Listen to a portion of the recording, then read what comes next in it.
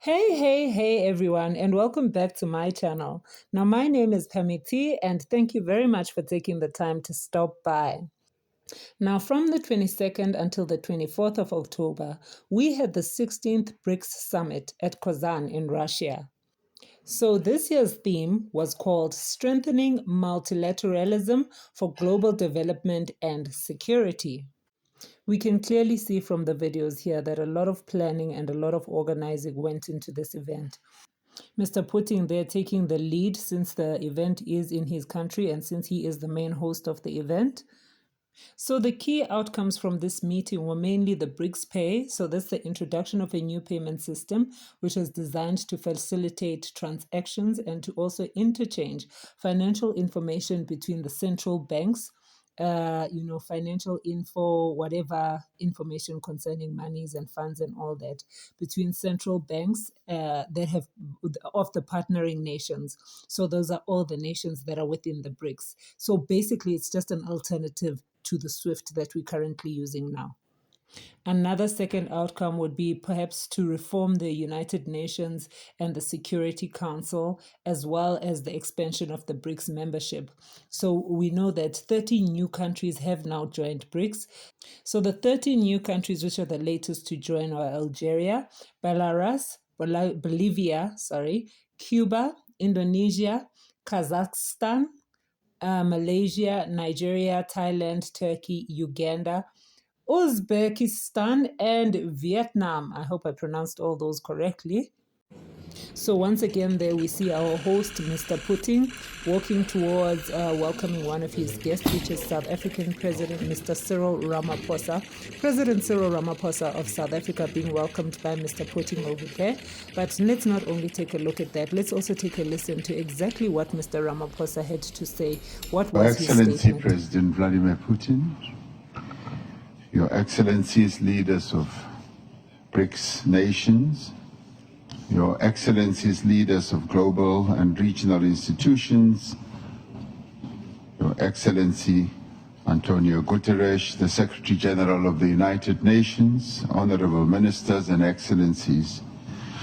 Allow me to begin by congratulating President Putin on chairing a very successful BRICS summit, as well as leading us all to adopt an excellent declaration from this summit. The BRICS outreach and BRICS Plus engagements are important platforms for developing strong ties amongst countries from greater global south and emerging markets. We should use these platforms to foster meaningful engagement. We should use the BRICS platform to contribute to social, economic, cultural development of our peoples. We welcome the Russian initiatives that are aimed at strengthening a number of BRICS countries through the various measures that they have put on the table, such as transport networks and connectivity.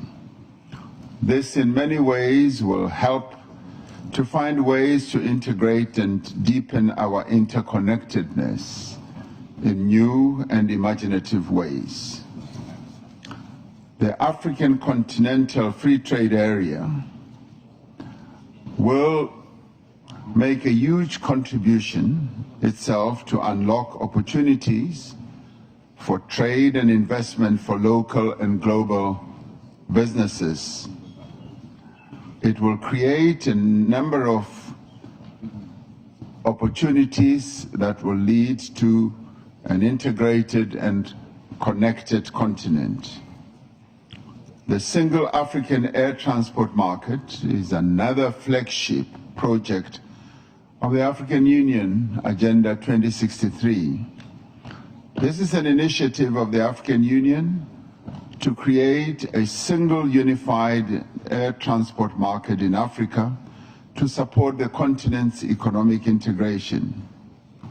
For BRICS and friends of BRICS, We need to use these projects to further connect the greater global South.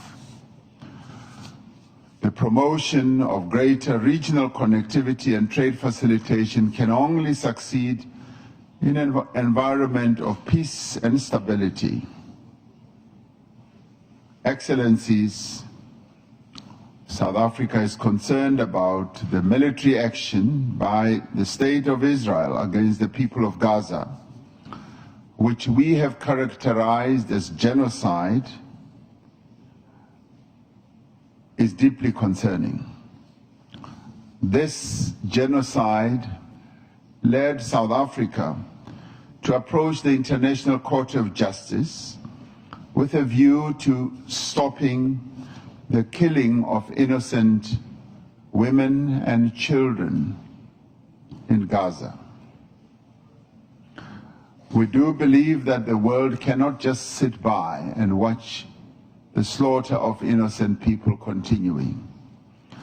South Africa has been unwavering in its support towards all efforts aimed at the establishment of a viable Palestinian state, existing side by side in peace with Israel, within internationally recognized borders based on the 1967 borders, with East Jerusalem as its capital.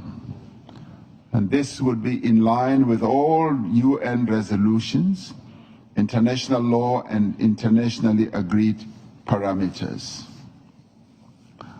We do call on the international community and the United Nations Security Council to address this spiraling conflict. On our own continent, Africa, Sudan enters its second year of horrific conflict and devastation. This is another conflict that the world seems to have forgotten about. The protracted conflicts in the Sahel and Great Lakes regions in Africa persist. We must find lasting solutions to all these conflicts. We must remain committed to the peaceful resolution of all disputes through negotiation and inclusive dialogue. And we must safeguard the ability of states to pursue independent foreign policy. And we must safeguard the multilateral system, because it is the cornerstone of international relations that fosters an environment of peace and development.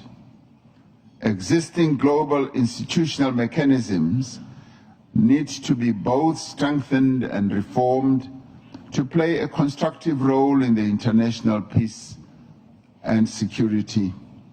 We cannot allow conflicts just to continue in perpetuity. We do need to find paths to peace. In our quest for a long, interconnected, just and prosperous world, we have the ability to foster an environment of peace through a focus on sustainable development. We must also continue to support nations and peoples who seek to end the cycle of conflict and choose the path of peace. I thank you.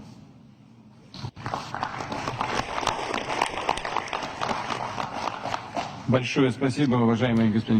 you, Excellency. Thank you, Mr. President of South Africa. South Africa is making a lot for the development of our GNU in order. So in general, the event did go very well. I think important discussions were had there. Important developments for Africa as a whole were also put up there by President Cyril Ramaphosa. Not only that, but Mr. Ramaphosa also did take the time to meet up with Mr. Putin, just to acknowledge Russia as a valued ally. This is what had rubbed the Democratic Alliance, Mr. John Steenhuisen, the wrong way, where he had stated that no, them as the Democratic Alliance, or he rather as the leader of the Democratic Alliance, rejects the stance that SA is an ally to Russia. So Mr. Steenhuisen does not agree that South Africa as a country is an ally to Russia.